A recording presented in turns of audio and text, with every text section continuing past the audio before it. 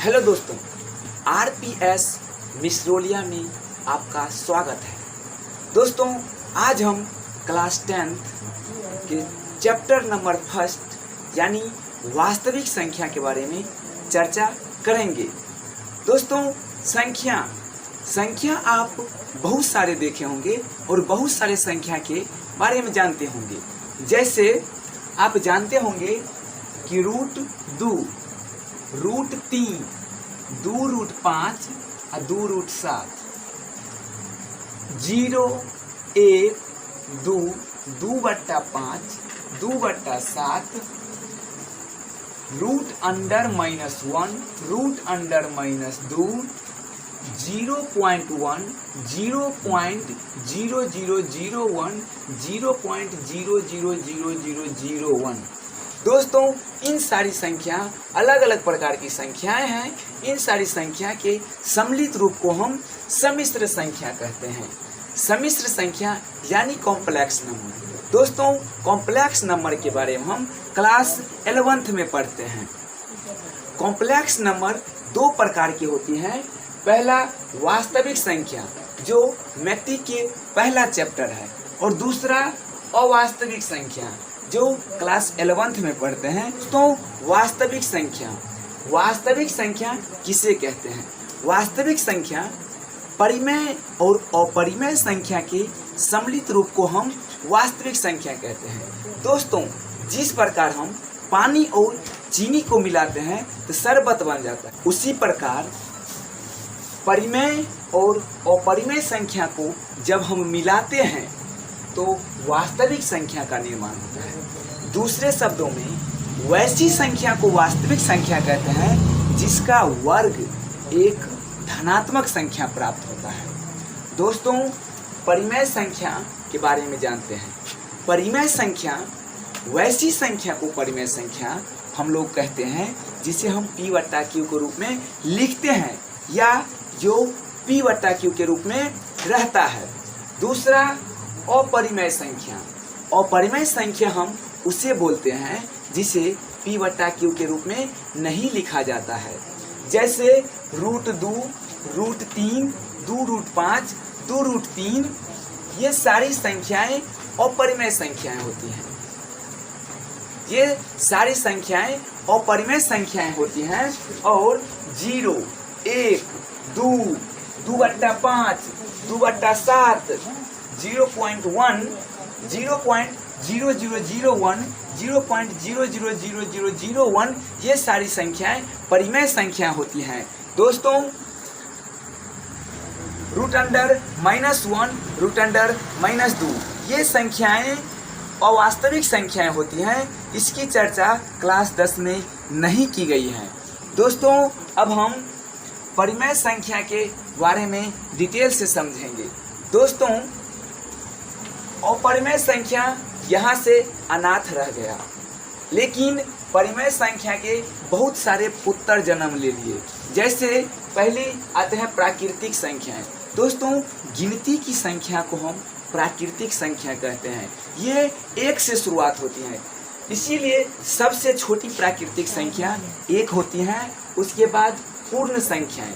दोस्तों, जिस समय 0 का आविष्कार नहीं हुआ था उस समय सिर्फ 1 से लेकर 9 तक ही संख्याएं हुआ करती थी।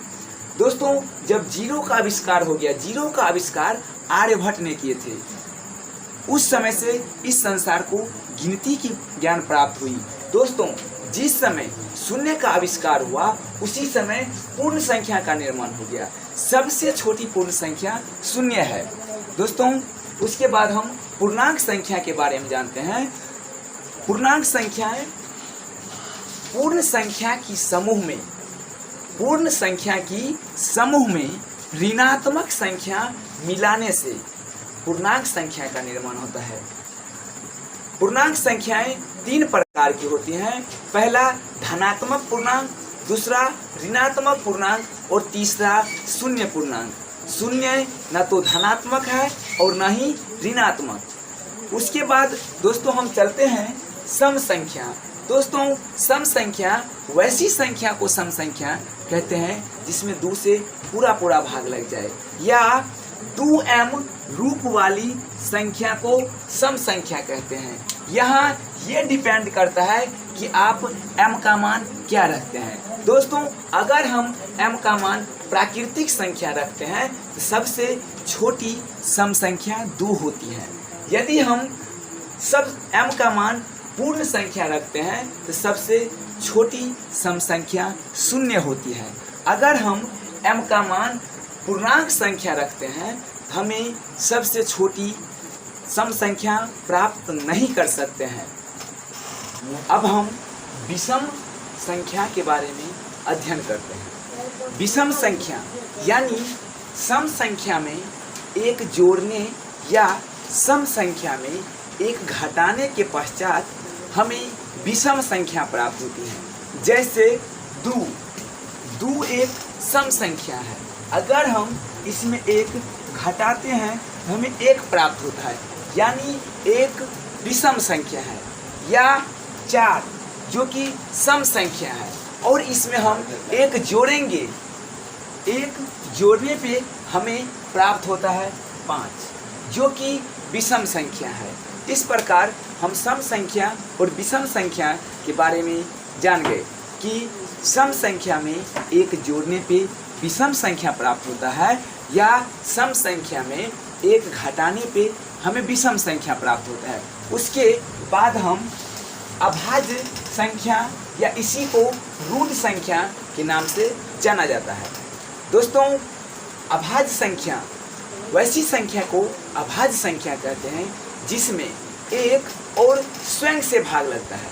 अगर हम 3 की बात करें तो 3 अभाज्य संख्या है, क्योंकि 3 में हम सिर्फ 1 और 3 से भाग लगा सकते हैं। इसके अलावा किसी संख्या से भाग नहीं लगा सकते हैं। दोस्तों, सबसे छोटी अभाज्य संख्या 2 होती है और सबसे छोटी सम अभाज्य संख्या भी 2 होती है। दोस्तों, अगर 5 अभाज्य संख्या के बारे में बात किया जाए तो पहली अभाज्य संख्या 2, दूसरी 3, तीसरी हम 5 लेंगे, चौथी 7 और पाँचवीं 8 नहीं होगा, 9 नहीं होगा, 10 नहीं होगा, 11 लेंगे, 12 नहीं होगा, 13 लेंगे। दोस्तों, इस प्रकार हम बहुत सारी अभाज्य संख्या लिख सकते हैं।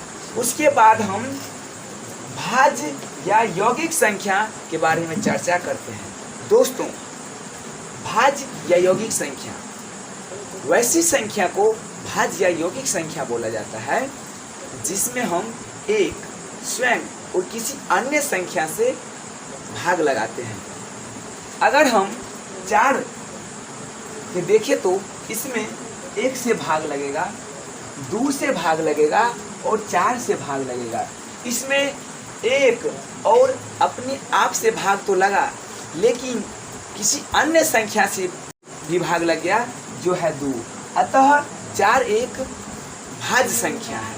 इस प्रकार हम जान गए कि वैसी संख्या को भाज्य संख्या कहते हैं जिसमें एक अन्य और किसी एक अपने आप और किसी अन्य संख्या से भाग लग गया।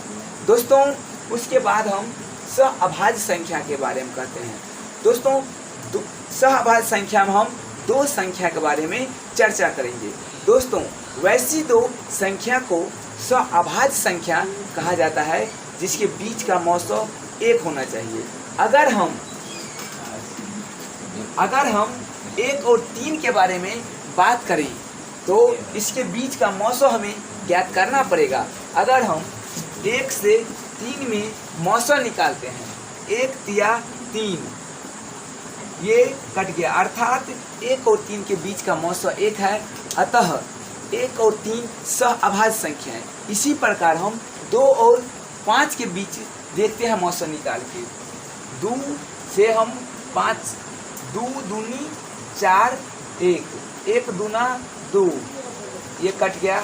अतः 2 और 5 के बीच का मौसो 1 है, अर्थात 2 और 5 सहअभाज्य संख्या है।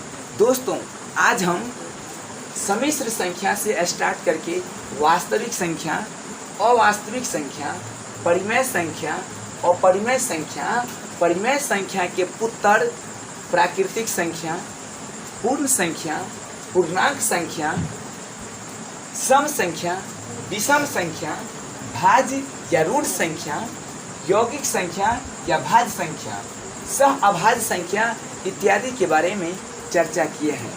इसके आगे हम कल सभी को एक एक करके विस्तार से अध्ययन करेंगे और जानेंगे सभी के डीपली के बारे में। दोस्तों आज यही हम ख़त्म करते हैं। दोस्तों अगर आप रोज़ नए नए वीडियो देखना चाहते हैं तो RPS मिश्रोलिया चैनल को सब्सक्राइब करें और घंटी के बेल आइकन को दबाना ना भूलें, ताकि कोई भी वीडियो का नोटिफिकेशन सबसे पहले आपके पास पहुँचे। जय हिंद।